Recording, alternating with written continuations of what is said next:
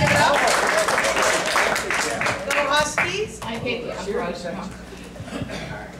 We're going to make sure everybody pushes those in front. And are you ready? Yep. All right.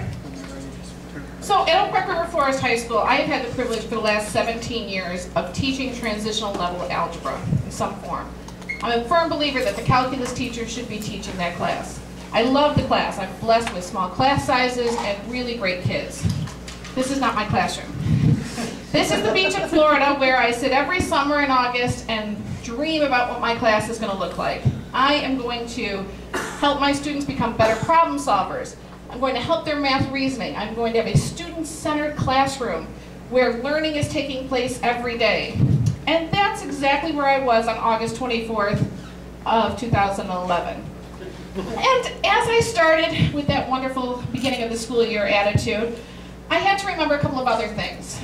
The Common Core, which is driving the learning targets, which my TCT team has told me that I have to accomplish during this year.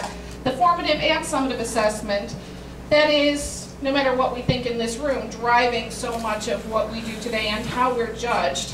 The equity work that I do with my district that I strongly, strongly believe in, so that my classroom is a safe space for all students. The 7 strategies of learning, which I had the book and really meant to read before the year started. So I'm ready to go. And I decide I'm going to show them that this is not like every other class they've been in the transitional level class. We're starting with problem solving. I want to be the teachers like my colleagues here are talking about. I'm handing them data on the first day and just saying, let's talk about this. Let's just look at some data. Grab it. What do you want to do? What can we get from this? Imagining that I will receive responses that might include reaching for my calculator, maybe graphing it on the graph I gave it to them, maybe having a little conclusion like as one's going up, one's coming down. And it didn't quite happen that way. I received comments that included, I don't know, which I don't know turned out to be the #1 answer I received a lot at the beginning of the school year. I received comments asking where the year went from the table I gave them, and then telling me they couldn't do it because I didn't make the graph right. I received comments that said, we didn't learn this last year, you're wrong.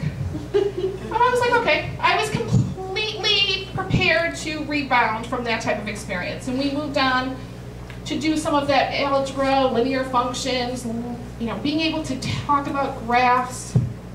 And I had the learning targets ready for the kids. I made a chart with everybody's name so they could self-assess.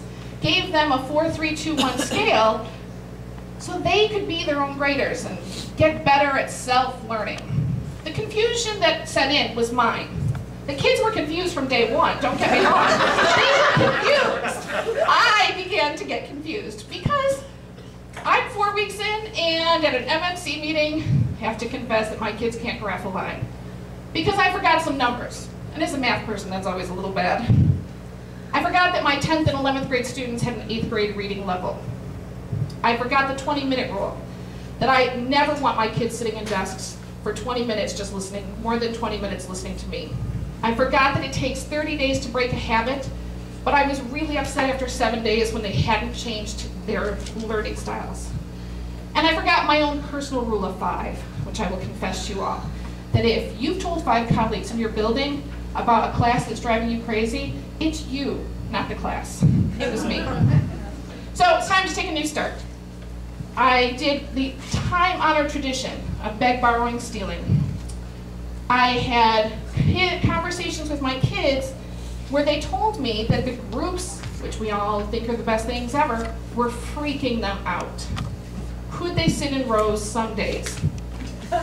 I stole stuff from Carol Nitty and colleagues at Oak Park River Forest High School that would make problem solving a little bit more hands-on for them, a little bit better for me, and I talked it out with the wonderful people that I work with and in this room.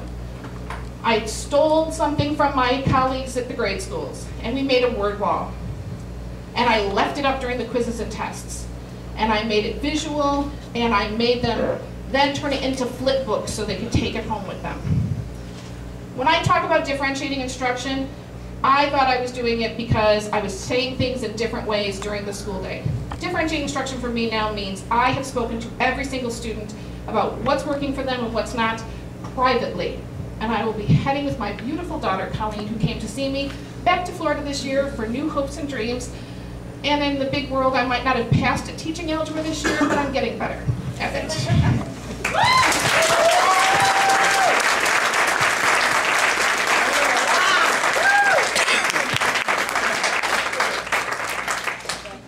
Wow, Sheila. Okay, well, so now we know it does help to see.